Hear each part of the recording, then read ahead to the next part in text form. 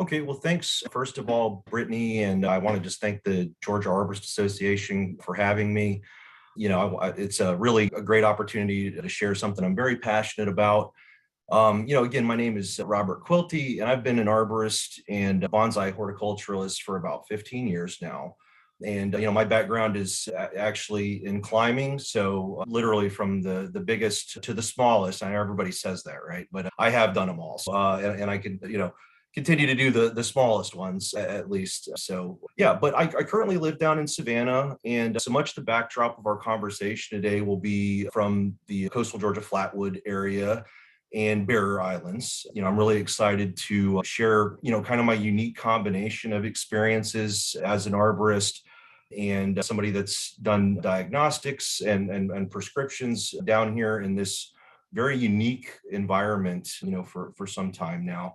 And I'll say that, working down here is in the Savannah area is really where I kind of shaped my philosophy of plant healthcare. So today we're going to talk about, my approach and break it down from a variety of business perspectives as well. I know there may be people here that are, looking to start a plant healthcare program, or, maybe you've already got started, or maybe you have a huge program and it's just rocking and rolling. I wanted to bring something to the conversation that would be something that would be really impactful for everybody. So, if it's something that you've heard before, or if it's a little too generic or maybe basic for you, just hang tight. There will be some great things. I think some concepts for people that have been doing this for quite some time to help tune up your game. One of the things I do want to drill home is, when I got started doing plant healthcare, I think it was, my perspective was, very much that of, a reactive stance. So, I'd get a call from a customer. I'd go out, I'd do some quick diagnostic on the site, and then I would, I'd prescribe some solution for the landscape, just like I had been doing with my GTC programs. Just shoot a solution at the customer, kind of as needed. And, one of the things I wanted to encourage people here is to not fall into that kind of same mental trap. And we'll talk a little bit about how to look at challenges a little bit more proactively for those of you that are coming from just a GTC exclusive kind of background as well. And we'll also look at, managing the customer's entire landscape. Their expectations as well is a big one. Anybody that's ever been customer facing in this side of in this business knows that the expectation is critical for everything. But even more so, I think, for plant healthcare, because it's kind of like it can be almost viewed as kind of sprinkling magic beans around the property, if you will. You really need to make sure that your bean stocks are what you're selling them to be, so if you will. And for so let's just jump into the next slide here. So again, just a quick goal review here. What we're going to talk about today is, building a sustainable landscape, management kind of philosophy, how to build or perhaps grow your plant healthcare programs. I think I've got some surprising ways for both of those kind of angles there that you guys might be able to take advantage of. And then we'll look at a couple of like very basic administrative and production systems. And these are things that I just kind of mocked up. So, but I still feel like that, with using some basic tools, you can be extremely effective in minimizing waste and error within your production or within your programs. So I think one of the most important things that I get asked all the time by customers is, why do I need plant healthcare? What does that mean to me? And God forbid you say, PHC to a customer, right? We really need to spell it out for them. And I think, even in a place as special as Savannah, it's up to us to really educate the customers on why they do need us. We don't want to just shrug off the customer that's savvy and asks us, well, I've got a bunch of trees back here in the woods and they seem to be doing just fine. Why do I need you, Rob? So, I wanted just to, dive into some of that here with this picture. And this is a part of a research project I was doing just recently that has to do with Skidaway Island. So I know this kind of looks like a jigsaw puzzle here, but this is actually Skidaway Island. And, the red, yellow, and orange kind of sections there, this is the management that would be required to sustain a healthy landscape due to organic matter depletion, basically. So the redder it is, the more management that would be required. in those particular areas. And you can see that, and yellow is a baseline, by the way, as well here. So there's quite a few areas on Skidaway Island, that require a very, very, high degree of management to sustain a healthy landscape, So, one of the things we need PHC for is to help inform, our understanding of how to meet landscape goals based on these site conditions. And, human activity is taxing on the landscape. I mean, you have to think about, how a barrier island like Skidaway was developed. And, quite frequently the top, couple of horizons of soil have been heavily compromised, or maybe they've even been imported from somewhere else. One of the things that, specific to the soils down here in savannas, it's very sandy soils, very sensitive to compaction. So in those construction processes, the bioorganisms get destroyed. And, unless that is resolved in some way, you're always going to have chronic stress on the plants. So that's what I think why we need plant healthcare, because we don't have the community of soil organisms. We don't have the community of other plant life in a residential or commercial landscape that we would in the forest. And we also certainly don't have the human activity. A lot of people like to use, well, let's go to the next slide. Actually, we'll talk about some expectations here, So lots of different customer expectations. And, there's, I didn't say low expectations. You're never going to run into a customer that has low expectations. But, there's a lot of different challenges in each one of these. And, even if somebody wants a native or naturalized area, weeds, if you will, that still requires management if human activity is going to be in that area, right? Because weeds don't have the engineered, the researched wear characteristics that the turf that they have, or that maybe their neighbor has in their yard has. It comes with, right? Zoysia or St. Augustine or centipede or whatever you guys have around your area. We have predetermined wear characteristics. We can read all about it. Weeds don't come with that kind of a back, a user's manual, if you will. So even something that's native, if you will, or naturalized, I would prefer you not call the yard full of weeds. Even that requires plant health care, if human activity is going to be involved in those areas. As we go up the list to the moderate, we can see that, some weeds, if you will, are acceptable in the landscape. Maybe some minor defects are okay. And then the highest expectations in the landscape, you see, we've got a really, what I like to call a high energy landscape, and so this is something where, maybe if I'm on Barrier Islands down here or somewhere else near the coast, I've got a very high energy landscape, but what do I have in the soil? What kind of organics do I have to work with? And it's a very, maybe low potential soil, and they're putting all this landscape on top of it, and they expect very few defects over time. So this is another reason why we really need plant healthcare, because those defects can become quite costly and they become, unsightly as well. Jumping into maintenance specifications, I know that this is almost like, for many people in the tree world or the plant healthcare world, or the people that just do perhaps lawn treatment world that don't do this part, they forget about this part, I think, way too frequently. So, you can't tell me that just because there's a piece of plastic separating the turf from the border that somehow they're not connected, right? We have to look at all these things and how they're all playing together.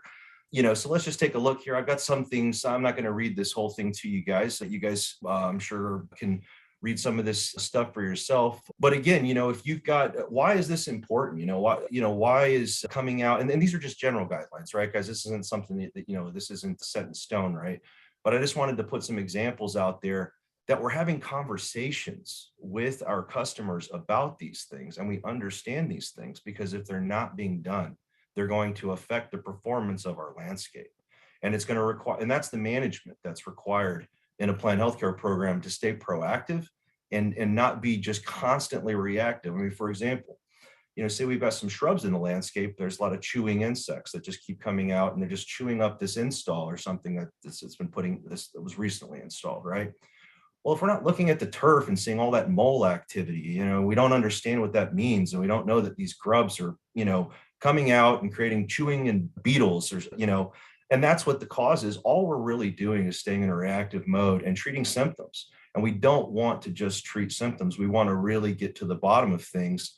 So looking at how all of this works, I think is worth investing in if you're in sales or you're in consultation work on the general tree care or plant healthcare side. You don't necessarily do this maintenance work. Check it out. It's important for you to know, because again, scalp grass is going to cause stress on other parts of the landscape. Poor irrigation practices is going to cause stress, certainly on your beds and your ornamentals and things of that nature. But that's, I think, it's very, very important to do that. And just having those conversations with the customer, how much irrigation is actually going down out there? How frequent are they getting mowed? We're not often there to observe as frequently as the maintenance crews. So it's very important for us to keep an eye on them and make sure that, what they're doing isn't getting out of hand when we do have those opportunities to get out there in front of the customer and get a little proactive. So here's just a basic outline of some service windows, going beyond the, kind of mechanical controls into some of the more chemical, biological, and cultural controls here. I find it helpful to think about what is happening in the landscape throughout the year, like a farmer, and that's really what we're doing, right? Is we're cultivating a high value landscape. And, there's all sorts of things that are going on in sequence and on top of each other. And we need to have some sort of a visual way of understanding how to break all those things down. And one thing I'll just, point out here to you guys is, if we go all the way down to the bottom left, the plant healthcare portion, we really don't need to think about lawn care applications or things of that nature too deeply, but I'm encouraging you guys to go into that and keep an eye on that. But I know you guys came here for plant healthcare, so I'm not going to spend any time there. But notice that the plant healthcare program, it's pretty basic, right? Look at this. I mean, I've got a handful of treatments here, right? Well, look, how much confidence do you guys have when you go to a restaurant that serves 900 different things on the menu, right? And I feel like a lot of people's plant healthcare programs, that's what you're doing, right? You've got 900 different items on the menu, and you might not be doing any one thing well, right? Are we having the right kind of conversations, or are we just throwing stuff at the wall and seeing what sticks, So what I would recommend is to, if you're going to build a program with integrity, everything you're putting out there needs to do what you say it's going to do, right? And simplified. It doesn't need to be obviously this simple. This is just a mock-up, and I'm just using it for an example, but I really wanted to drive home that most challenges in the landscape, I can be proactive with this handful of things here. We don't need to have, 900 different items in the warehouse, 900 different products to stock and keep updated and to make sure we're not running out of and all that sort of stuff. And we don't need to serve 900 different dishes to our customers. We need to, it just, that's something I would recommend, I think, to a lot of people. They let their program really get out of hand, and it loses a little integrity. And to me, integrity is just doing what it says, doing what you say or what it says. That's as simple as it is. And, I think sometimes it's difficult to really keep up with that if we've got too large of a menu to offer, I think, to the customer. So I'm just going to put that one out there. And this is just a basic kind of example of where I'm going with that idea. Okay, so let's jump into the next one here. So again, some of you guys out here might have a ton of experience, doing, all sorts of different applications. Some of you guys might just be thinking about getting your program started. And I did want to just kind of drop on you guys, that basic plant healthcare idea here and talk to you guys, just expanding on those few services and what we can actually do with them in the landscape and what tools and things would be required to get that done as well. So if you're just getting started, I think this would be very helpful. Looking at the plant healthcare program, you see I've got ornamental treatments. And if you look at the ornamental treatments up there, it might look like a little bit of gibberish. For some of you guys, you might be reading it like a book, but basically all this is really doing is it's keeping bugs and fungus out, right? That's a big thing in shrubs. You've got bugs and fungus. So an ornamental treatment on a shrub or an ornamental tree or something of that nature, this might be something that you would backpack spray into a bed. It's a very, very simple application. Backpack sprayers, a few $100, and then you've got a couple of items to stock in your warehouse, and you're off to the races, right? And now you can treat all the shrubs, and you can start to get proactive in the landscape with this. Another thing I'd mention too is that you've got to make sure that you've got the right products, right? And you've done a lot of research on this as well to make sure that the products that you're combining are you can actually combine them without some strange reaction. What we're discussing here is not inclusive, right? I mean, you guys definitely need to make sure that you're following state, local regulations and everything like that. So this is, I've got an hour here, so forgive me. But so we're gonna kind of just keep jumping through it. Fruit treatment here. This is it's basically the same idea, right? Bugs and fungus, but stuff that you can eat, right? It's something you can put out, and then it's gonna be, user friendly for fruit production or nut production or whatever type of stuff. Maybe you've got clients with citrus trees down here. That's a big thing. Major citrus clients, major, olive growers down here. I mean, it's a real big deal down here. So, that's a great product there. Systemic scale treatments, these are, back to the fruit treatment, same thing, right? We can backpack that. So it doesn't take a lot to deploy this out in the field, right? You don't need, $180,000 spray truck to get this done.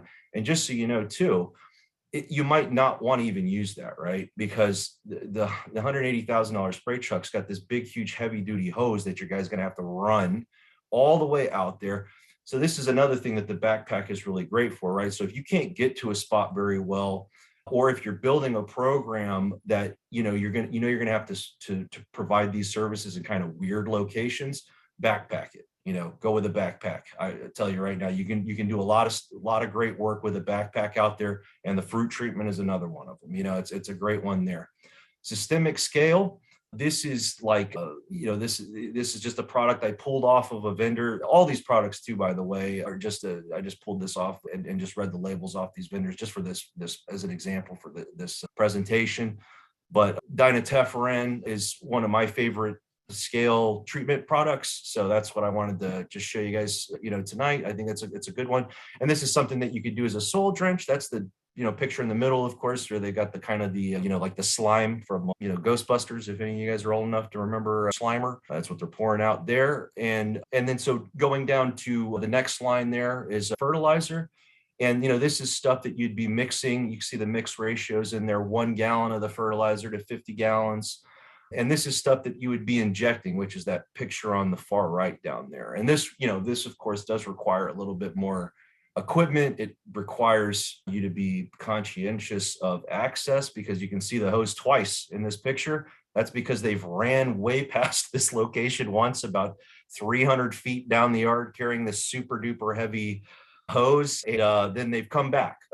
So that's what they're, but it can be an obstacle, right? And it's something that it could be, those repetitive kind of motions. You could save your guys some back strain as well by being a little more thoughtful about the tools that you're asking them to do the application with. But I think the injection method is fantastic for FERT, because it does get it down below some of those more shallow rooting, super active kind of plants on the surface there. And then, you've got that biological organic enhancer. I got that. I think, I don't remember where I sourced this product from, but it's basically just mycorrhizae, like spores and some other organics. So you can kind of, spice up people's beds and things like that with it. So, right here, what are we looking at? We've got everything that you would need to treat, foliar, some bacterial too, by the way, like this garden foss. There's other products. It's got the exact same label as Reliant. Actually, if you look on there, it's like a copyright infringement or something, but it's the same exact label as Reliant. And that's, you can go after certain bacterial blights and stuff at certain concentrations with that product as well. So this covers, the fungus, a little bit of bacterial stuff that you might be experiencing in the landscape, and then all the bugs and all the potential pathogens that would come from, from that, so that it's a pretty comprehensive thing, right? With just a handful of things. And, again, how many different varieties do you need, to serve your customers well? I mean, go back to the kitchen idea. When I go to a restaurant, I don't need 20 different types of steak, right? Make it easy. Make it easy for your sales team to make the right decisions. Make it easy for your customers to make the right decisions. The more complicated you make this, the more difficult it is to prescribe, the more difficult it is to manage the inventory, and just the more difficult it becomes to manage as you grow. So let's jump into the next one here. Another element I think that it's extremely important is the feedback loop. Communication is key to keeping customer expectations in alignment with these services. And, this is one of the things I recommend a lot of people to kind of shift their mentality a little bit with. I think, a lot of the times we get like a production or a product operations mindset where our quality control measures are just not, I feel like, sufficient sometimes for the service operation, right? And so, let me just draw a quick, line between production and service operations. But, with a product, if I get a bad product, I can bring it back with a receipt and say, replace this. What we're providing is a service. It's an experience, right? And if we come short on that, we need to know there needs to be something measurable and as accurate as a set of calipers at a production or a manufacturing place, right? We need to take those quality control measures just as seriously as Ford does when they're rolling out those kind of tolerances. And we'll talk a little bit more about how to do that later, but that's really what I'm going for here. And I think that in the service industry, those tolerances, obviously are kind of set by management, but the eyes and ears are the employees and our customers, right? So we need to be always engaging with our employees and our customers to make sure that they feel like what they're doing is their best, our employees, and our customers feel like our programs are of the utmost integrity, right? And we need to constantly be getting that feedback. And I'll just tell you guys one thing right now: quality does not lead to loyalty, right? The ease of how easy it is for your customer to give you feedback, that's what's going to make them loyal to you, right? You can have the best quality in the world, but if your price is crazy, or sometimes people just shift companies, right? There's no sense to it. But research has shown that more feedback is better, right? That's what builds loyalty, is the ability to pick up a phone and say, hey, Rob, this is what's going on, very, very easily, and be constantly engaging with that process with your employees and with your customers. Because again, requires skilled labor to do. You've got people out there scouting, you've got people prescribing. It's just like the skilled labor that would be required to climb a tree. You've invested a lot in those employees, so you want to make sure that you're keeping them, and you've also invested a lot in your customers' landscapes. You want to make sure that you're keeping them too. So at this point, we've talked like kind of at a very high level about everything. In this next slide, I wanted to show you guys just an example of like a typical home or something that you might encounter on Skidaway Island. I just grabbed this picture off the internet, but I thought that this kind of landscape plan here would make sense to most people in the audience. And just to give you kind of a snapshot of what's important to you, right? Because for me, plant healthcare and treatments of the hedges, or treatments of the ornamental plants, or treatments of even the grass, right? Because the grass is a plant. That I kind of look at those all the same, and I look at those all at the same time too, because again, they're all related to one another in the landscape. If we've got stressed turf, we're going to have hedges that have bug problems. That turf is going to invite every bad thing you never wanted to the property, and vice versa, right? So, we don't want to work within a silo if we're to be really prescribing programs that do what they say and are proactive in the landscape. So first things first, and this is a qualifier, soil sample, right? If you're not interested in doing a soil sample, I'm not interested in doing business with you, to be honest. I need to know what's going on in the dirt before we even get started having a conversation about plant healthcare, period. And really, I think it helps that conversation be had.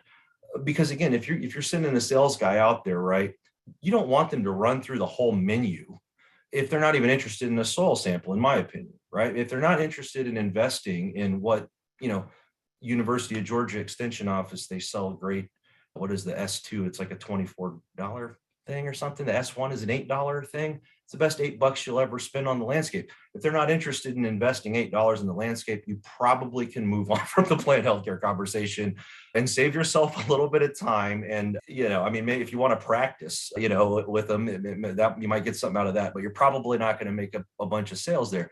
So I like to use that as a qualifier or a foot in the door, right? And it's a great one too, because it allows you to continue a conversation, to continue to engage the customer about your observations in the landscape. So you take that soil sample, you want to maybe take it, a random sampling across the lawn. You might want to do a random sampling across the beds there. I would recommend doing random sampling across these areas if everything is looking fairly as you would expect. If you run into a hot spot or something that looks unusual, it might be well to pull specific dirt from that location and do a little bit more of an investigation specifically in that area. But oftentimes it's great to do kind of a randomized sampling of the entire property. And I don't use a computer to generate this, right? But it's not like a statistical study, but I just kind of pull some stuff around the property. And then I take it up to UGA and they tell me what's going on in there. And they have a great, program. They give you some great suggestions on what you're trying to grow out there. And they do stuff, from residential on up. So it's a great program there. Or it's a great service to add to your program there. So let's just take a look at it. We saw the service windows a little bit ago. The hedge maintenance. Well, this is one thing here too, right? So for the lawn people, I feel like they may always be getting left out in these. But look, if somebody's coming through down here in Savannah and they're doing a core aeration or something like that, and it's like the early spring or something like that, like you want to be able to know like what's going on with that stuff, or if they're doing stuff that's inappropriate, to the landscape, what the timing of the green up in the landscape is supposed to look like and things like that. So I'm not going to spend a whole lot of time on that. But, again, too, if you go out there one day and the grass is a foot high and the next day it's 1.5 inches, there's going to be problems ahead. And that's a conversation. That's a way to engage the customer. They might not be expecting that from their tree guy, but you can certainly help save yourself and the customer a lot of headaches down the road by recognizing that there's a huge, blatantly stressed part of their landscape that maybe you don't have anything to do with normally, but is going to cause problems. But again, looking at this, to move past that, couple of ornamental treatments, and we're going to hit all the hedges, we're going to hit all those shrubs, we're going to hit all the small trees that are maybe 12 feet and shorter, with that product.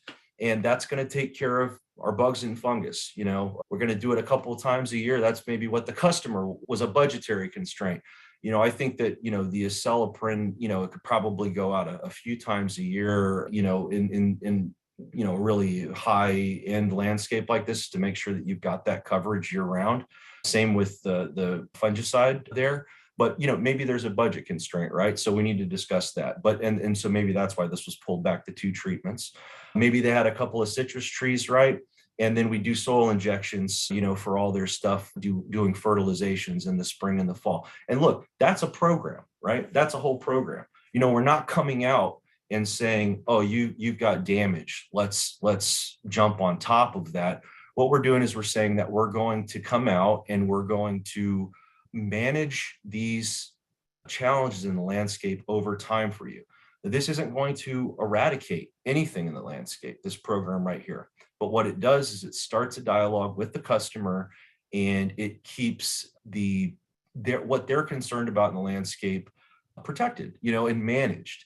And again, not, controlled, right? We're not controlling anything. We're not eradicating anything. This is just something to help manage those populations. Now, when you're out on a customer's property like this, one of the things that will often happen is you'll get a little bad spot, right? Or they might recognize, a little dead patch or something. Maybe you've got some Phytophthora in your Yopon holly, or something of that nature, right? And or maybe they've in their juniper or something, there's some spider mites or something that have cropped up a little bit over there, and they call you out and they say, what in the heck, Rob, you said that you were gonna manage all this stuff.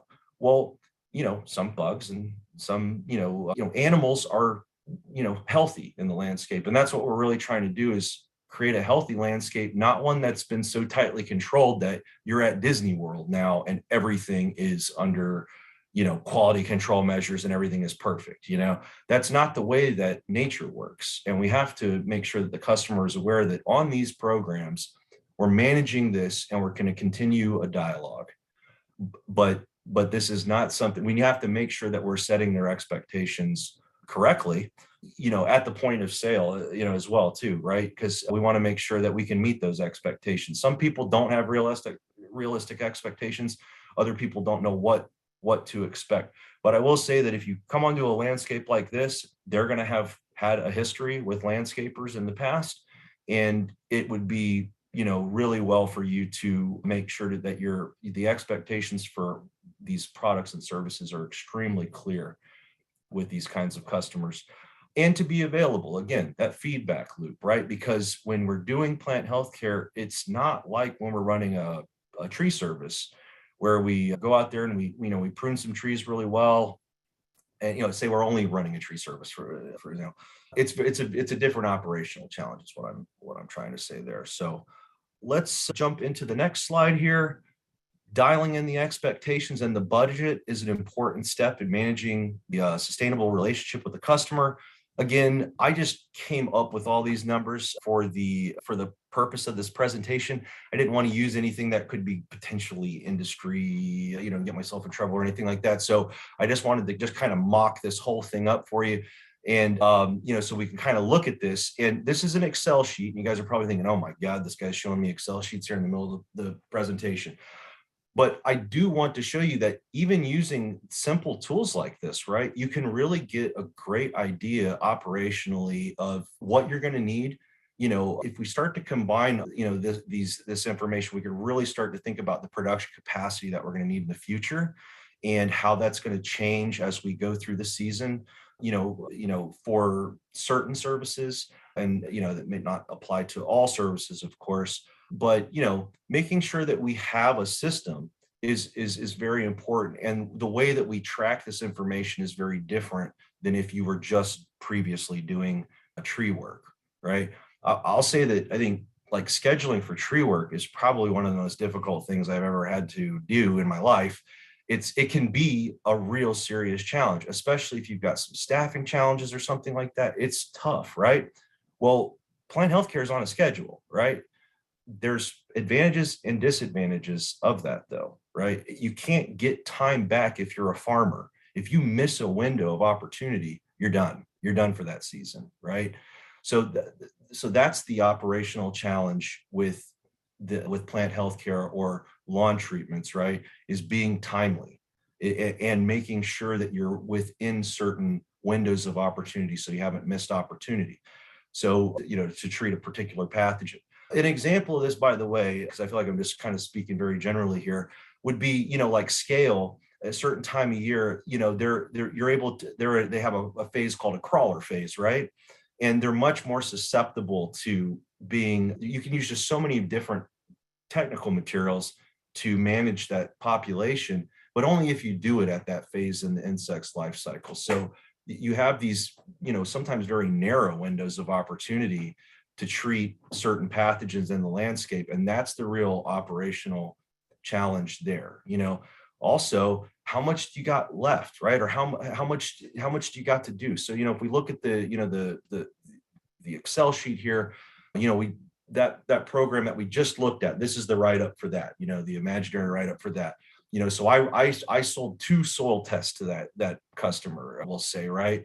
And then the lawn treatments, right, he had a 3,650 square foot lawn or something, perhaps, right? And that might be his imaginary, price per year. If you look at these other services here, we've got hours per visit, visits per year, square footage, number of visits. All these things can be combined and aggregated, and should be, right? So you understand, what you've got ahead and the production capacity that you're going to need to produce this stuff within those windows. Because if you find out that you don't have the labor to get a job done within the particular service window, well, again, it's like farming. You can't get that service window back. You're just done. You're dead in the water there. So lots of different treatments, lots of different, imaginary prices on there for different services. You can see that, maybe we got the soil test back and very, down there at the very bottom, maybe we prescribed a little bit of a lime treatment or something as well down there. But you can see that the purpose of this whole slide is just that you need to be very, very accurate in the way that you account for, what you've got going, because again, we've got square footage in here. We're going to need to order product. We need to aggregate all that square footage. We don't want to look at customer by customer basis when we're ordering 50-pound pallets and pallets of material, right? Or 250-gallon totes of material. We need to have some sort of a system that aggregates all that. And again, I didn't have any industry, so I didn't want to bring any industry specific stuff in here. There's a lot of different programs that you can use and to customize this kind of stuff. Of course, there's probably tons of people in here that use, quite a few different things. I personally love Excel. I do use Excel for a lot of things in the real world. I'm just very familiar with that, and I can customize it to what I need to kind of describe my world, if you will. But if you're not strong in looking at metrics and converting that to production capacity or materials for inventory and things like that, you got to sharpen up on it before you jump into plant healthcare, because it's going to bite you in the butt pretty quickly there. So speaking about inventory, one of the things that, and this is maybe something for some of the bigger boys out there, or people that have already been doing this. Many of you guys may already be doing this in some regard, and I'm not going to be able to go into all the different ways that you can manage a good inventory, but we're going to talk a little bit about some of those things. So one of the things is, I'm a big fan of Six Sigma and lean methodology for managing operations, right? And basically, lean is, about, cutting out the fat, if you will, right? It's about managing waste. And Six Sigma is a statistical term that's, basically Sigma in statistics means it's like another way of talking about standard deviations. So they're talking about 3 standard deviations away from the mean. If you add them all together, it's 6, but it's about eliminating error, basically, right? So if you're, so we won't go into the math there. I feel like every time I mention a math word, I lose probably about 10% of the audience there. But let's jump into this. As far as the inventory goes, Lean Sigma is a great way to look at how you're managing your operation. It's a great way to clean up, standardize, and make sure that you're really getting the most out of your operation. It's really like min-maxing your abilities. And it's a great way to study what those things may be as well. But I like to have a pull system. That means, things, it's a method of controlling the flow of resources by replacing only what has been consumed, right? And this is a way of kind of minimizing the amount of inventory that you have on the shelf. One thing that a lot of people have, kind of a knee-jerk reaction, is that I'm just going to buy a lot of this stuff and I'll never run out. Okay, that's great, but now you've got a ton of capital that's sitting on your shelf doing literally nothing but aging, perhaps expiring, right? So we need to have a better way of managing our inventory than just maxing our shelf out, perhaps, right? And you'll find a lot of different interesting ways of managing through that. I like using a pull system where, it's basically products are pulled off the shelf as needed rather than pushed out by the warehouse. And in the next slide here, we could take a little bit of a look at something like a really clean operation here, right? So one of the other methods of cleaning up your warehouse, and you really do need to have a nice, clean, and orderly warehouse, is a technique called 5S. And 5S, I feel like, mixed with that pull system really starts to make a big difference, right? Because the pull system in and of itself, it's fine and everything, but it's not real. You're not really getting the full effect of a Lean Sigma methodology until you start to combine some other, approaches with that.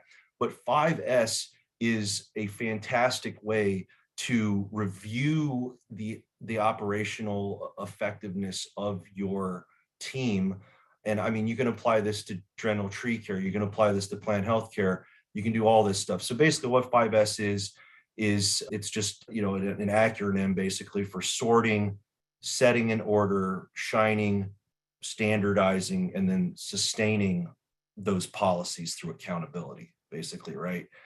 And so, in this picture here, we can see, everything here is very clearly sorted, right? Which means that, it's got a label on it, right? Everything has got a clear label. It's set in order. It's got it. So it not only is it labeled, but it's got a place. It's got a home, right? That's something I'm a huge stickler for too, right? Like everything has a place and everything has, and it needs to go back. And this is something that works on a tree truck or, a tree crew, but this goes through everything, right? I mean, we need to push this all the way through the whole business. And, it really, really starts to make a big difference. So there's a place for everything. There's a label for everything. Everything is clean, so it's been shined, right?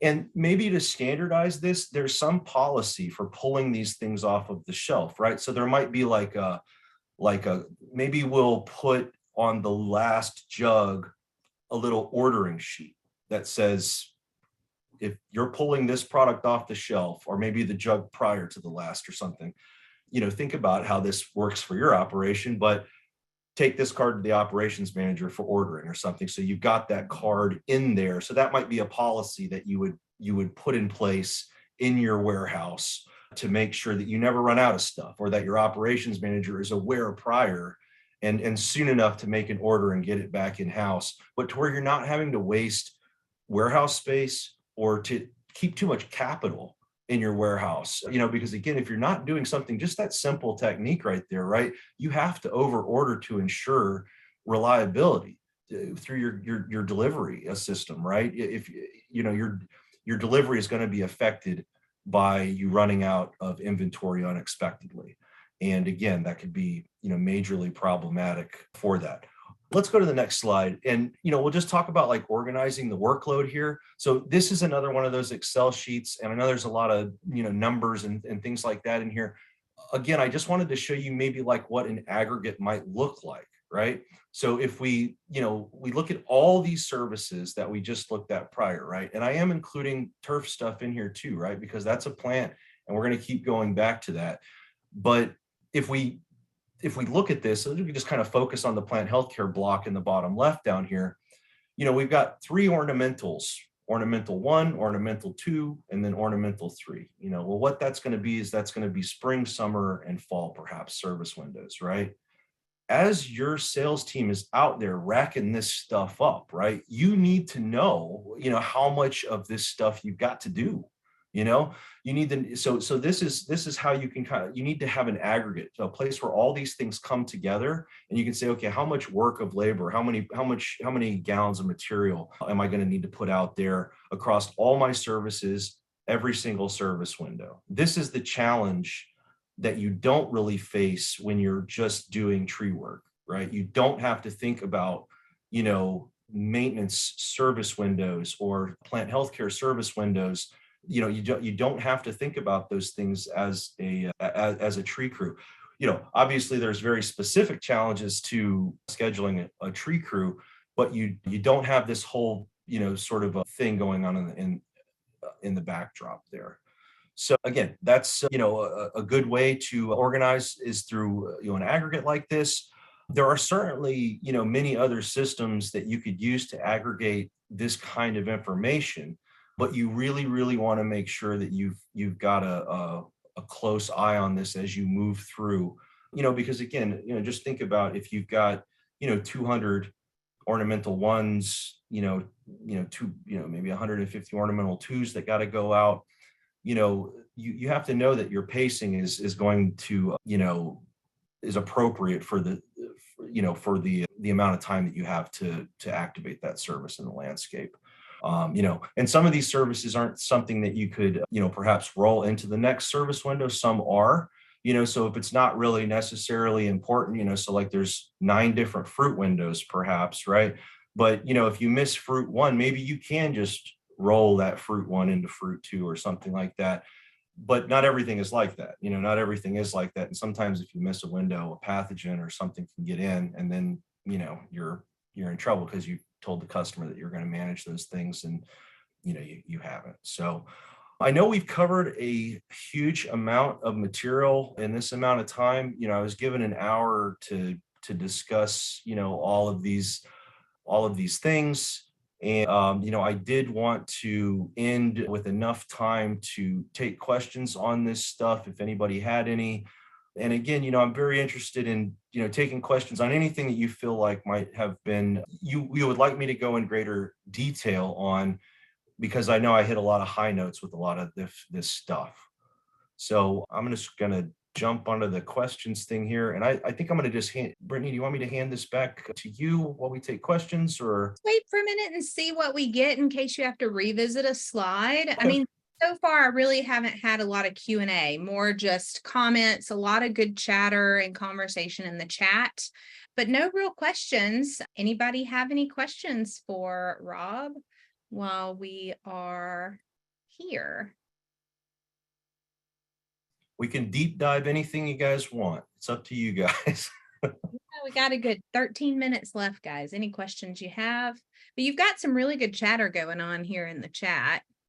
Just not a lot of good questions, which means your Excel spreadsheets did the trick. Oh, great. Yes. Well, I love the, I love the Excel, obviously. So yeah, well, I mean, if nobody has any questions, or. I've got one. Okay, great. Kevin says, what is the consideration for your business as it pertains to regulation? Do you have a cost consideration for this?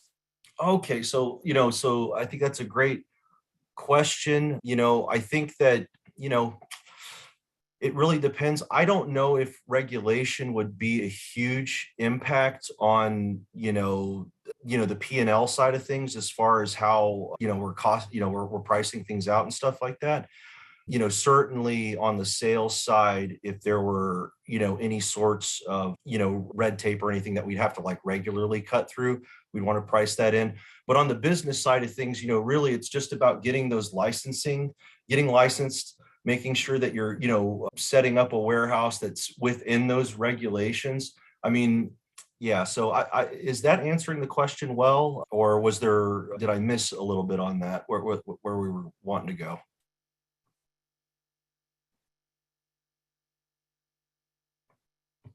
Brittany, I think you're muted. I sure am. Yeah, he said you kind of touched on it. What is the red tape you spoke of, and what do you see most commonly? Oh, okay. Yeah. So, with plant healthcare, I think that, well, first of all, you have to make sure that there's a lot really with plant healthcare. You have to make sure you're abiding by federal and state and local regulations. So some of the red tape what I would consider red tape is when you send an applicator out, understanding what legally that applicator has to have with them to operate, and not just safely, but within, I mean, it is all about safety, these regulations. So like making sure that they leave the shop with like their mixing ratios of every product that they're taking out for the day, making sure that they have, just things like that, I would say would be stuff like that, making sure that you're stocking the right kind of protective equipment, making sure that you are, I would say, probably auditing those processes from a safety perspective as well, depending on the size of your operation, really. That might become a little bit more of a concern, but looking more at, and again, this wasn't something that was supposed to be inclusive of all those regulations. There's a lot there to be had, and that's something that you certainly want to make sure that you've got for your specific area down pat before you ask anybody to roll out with technical materials, because you can get into trouble just carrying that stuff around, actually. So it's more of that sort of stuff than like permitting it from a tree removal site or something of that nature. So Thank you so much. And Kevin, I will add, while we don't have the full agenda posted yet, our Trees Unite Us conference is all about compliance this year. cool. And we're going to have someone there about navigating the ins and outs of PHC regulation. So stay tuned. You might want to come to this indicator in November. There has been a lot of chatter. Just keep in mind, If you're putting comments like chatter in the chat, I probably don't take that as a question. So I'm going to try to stick to the Q&A.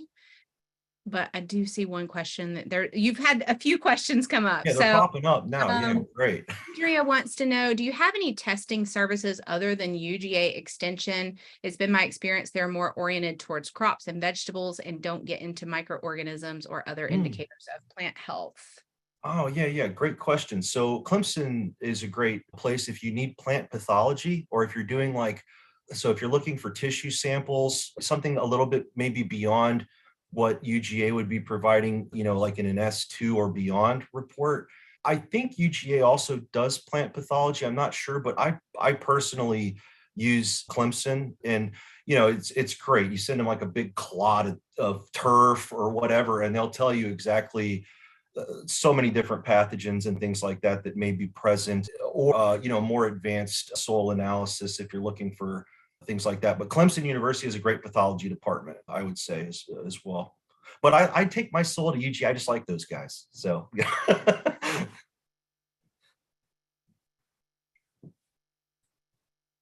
All right, guys, sorry, I'm trying to remember everybody to try and put your questions in the Q&A. It helps me to keep the conversations and chatter separate from the questions so I don't miss anybody. James wants to know, have you researched Safari? I know there's been a little bit of chat. He said, so there's been a little chatter in the chat about Safari, ethical use, it being banned. Do you have any comments on that? Oh, okay. So one thing I will say is that, so I pulled these, so I see a lot of people commenting about that. So one of the things I will say is I pulled these products off of, just for, kind of an example. Normally what I'd use is Transtect. Just to be 100% honest with that, as far as the dinotefuran is concerned or anything like that. So I wouldn't actually use Safari. It was just for example purposes. Awesome. Thank you. Let's see here. Stephen wants to know, what CRM and scheduling software do you use? It seems that everybody's very impressed and interested in your process orientation, which I am as well. I'm a process geek. Yeah, cool. So I like this question. Yeah, so as far as my CRM is concerned, I use a very basic CRM that is, and I've used many, by the way, too. I would recommend, well, I've used Single Ops in the past. I think that's, a great program.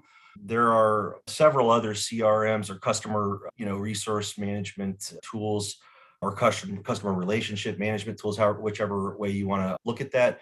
But the one I use is fairly basic. It just collects contact information. But one thing I'll say as far as CRMs are concerned is make sure that you've got one that, is kind of like a one-stop shop or can really handle it all. And I mean, something that you can kind of integrate, even maybe, especially if you're trying to build something up, from a small deal, something that can handle, maybe your marketing operations, some, stuff like that.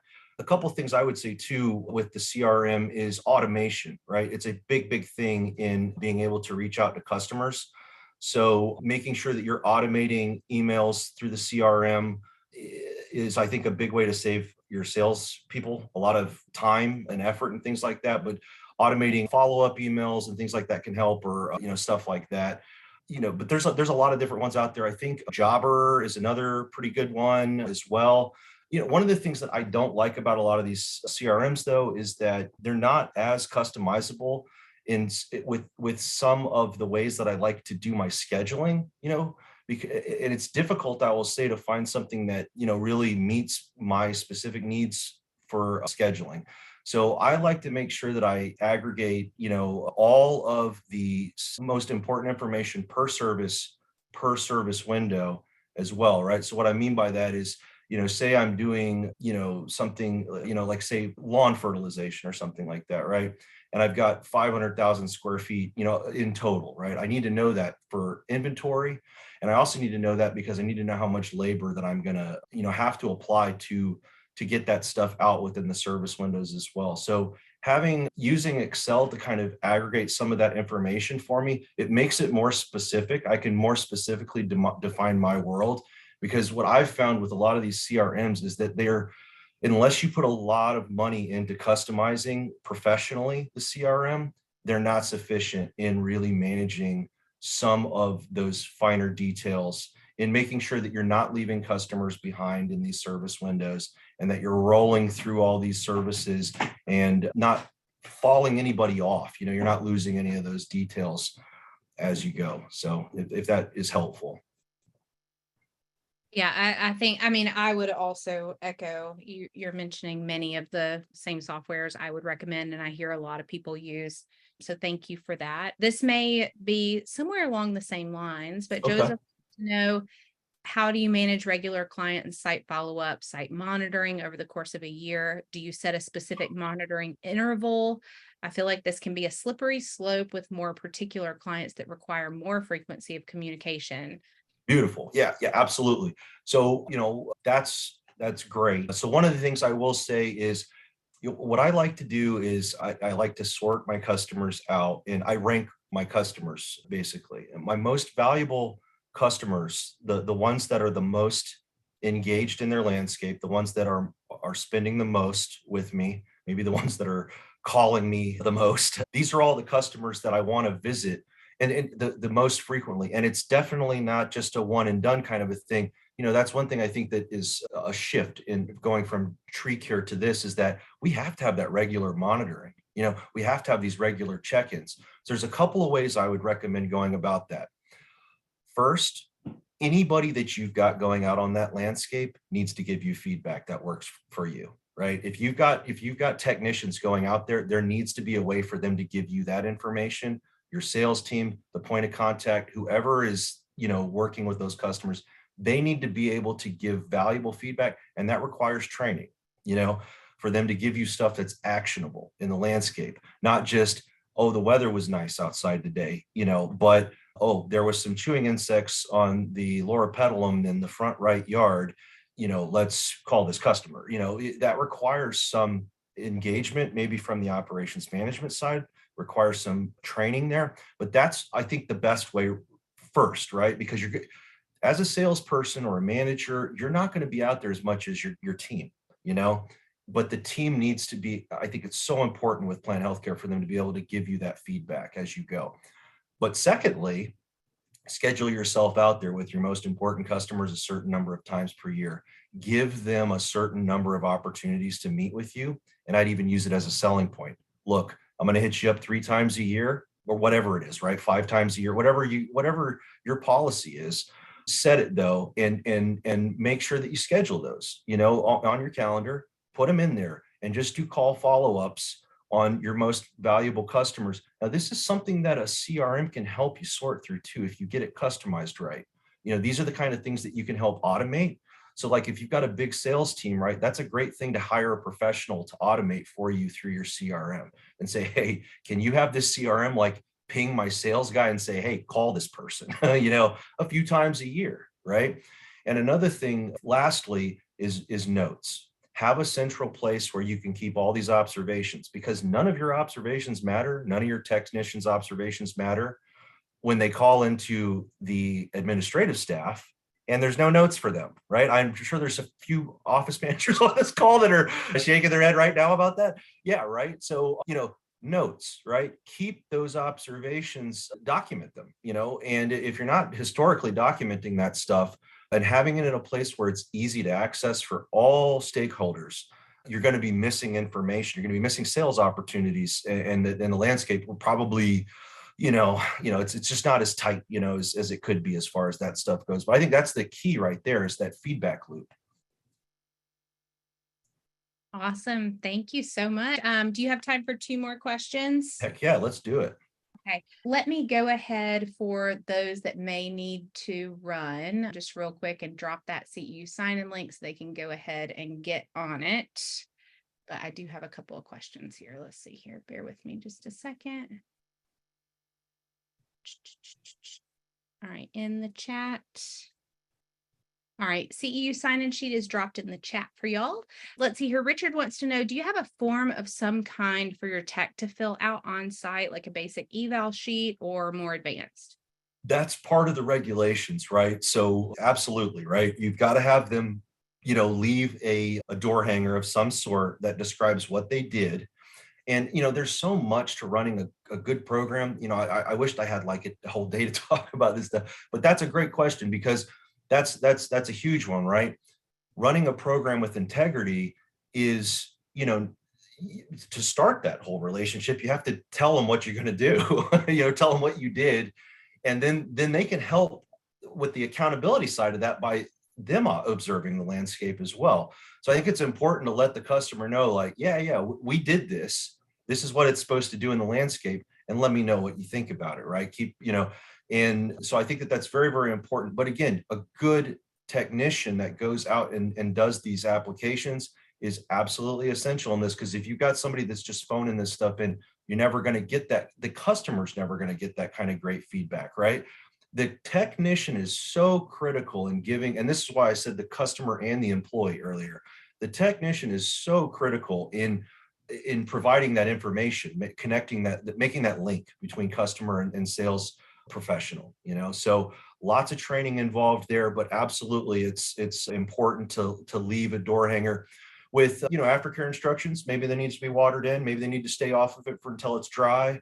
All that stuff needs to be given to the customer. And it's kind of like when you go to pick your prescription up, if they've got any questions, make sure that they get some answers, and again, that requires a good technician too, as well, to kind of refer that stuff to the right people. So.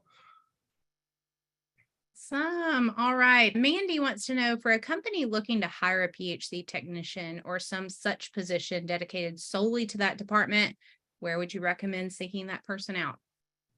So, PHC techs are a lot easier, it seems, to find than climbers, and they hang out in way different places, it seems, right? So I think you can find PHC techs on, well, the first place I would probably go is the Georgia Arborist Association's job board. And, from there, it just seems to me like PHC techs like hang out more in those kind of places than the general tree care guys do for some reason. Another great thing to do, though, is to keep bringing in, maybe a horticulture intern from your local, college. Oftentimes they're not going to be, everything you need day one, but you're probably going to find somebody that's a hell of a good culture fit that's going to school for something like that. And you're probably not going to have to pay them a ton either. It's a college kid, and you get a lot done with somebody that's a culture fit with the right training. So if you're having trouble finding somebody that's got it all, that's what I'd recommend, is go somewhere where people are passionate about those things and train them yourself. Might be a little slow on the onset there, but at least things are being done right and your customers are being taken good care of. Thank you. And for everybody interested, I did drop the application for the job board. Of course, all members get one free job board posting per year. So I just dropped that there in the chat, as well as the guidelines for job postings. So hopefully that'll help everybody. I do have one more. If any other ones come in, shoot me, we'll do an email or something. Stephen wants to know, do you feel the PHC manager should check in, or the sales and consulting arborist, assuming both are ISA? Okay, that's a great question. I think that comes down really to company policy. And this is what I would say, just as far as these things go. I try not to assign accountability to a specific department like sales or operations management. I would assign accountability to the whole task, the whole series of tasks that customer has all the way through, and assign somebody that is responsible for that whole chain of communications. So that way you don't say, you don't get in the situation where, well, sales didn't call them, well, operations didn't call them. Well, who's really in charge of that entire chain of communication? Standardize it. I would come up with a standard operating procedure for whenever the customer triggers a response like that. Somebody knows they're designated to that response, and everybody in the company can follow that strategy. I'm a big proponent for standard works or standard operating procedures. Publishing them, it really helps to, kind of frame the challenge, I think, a little bit better in the mind. And then it also allows you so much easier to train away those responsibilities, right? If you're a manager, you can just hand that stuff off, and now all you're doing is accountability. You're not dealing with the specifics of the challenge on a day-to-day basis, So that's what I would say. I would say stick with the policy, come up with a standard operation, an SOP for that. And more heads are better than one. all the stakeholders should be involved in those kind of conversations, right? And get customer feedback as you go to let you know that your strategy is working in their favor, is what I would recommend. But bring all the office staff in, bring the sales, somebody from the sales staff in, and brainstorm what that policy might look like. People are going to have all sorts of objections and all sorts of great ideas on how those challenges kind of hit their world, and then just choose an SOP and stick with it, and just drive it from there. That's amazing. I think we might need to have a program just on establishing processes because everybody seems I know that's kind of my better too. Yeah. Thank you so much for going over for a wonderful talk and education and answering all these questions. It's been very engaging. So I appreciate it so much. Thank you for coming in. All right. Thank you, guys. All right. Thank you, everybody.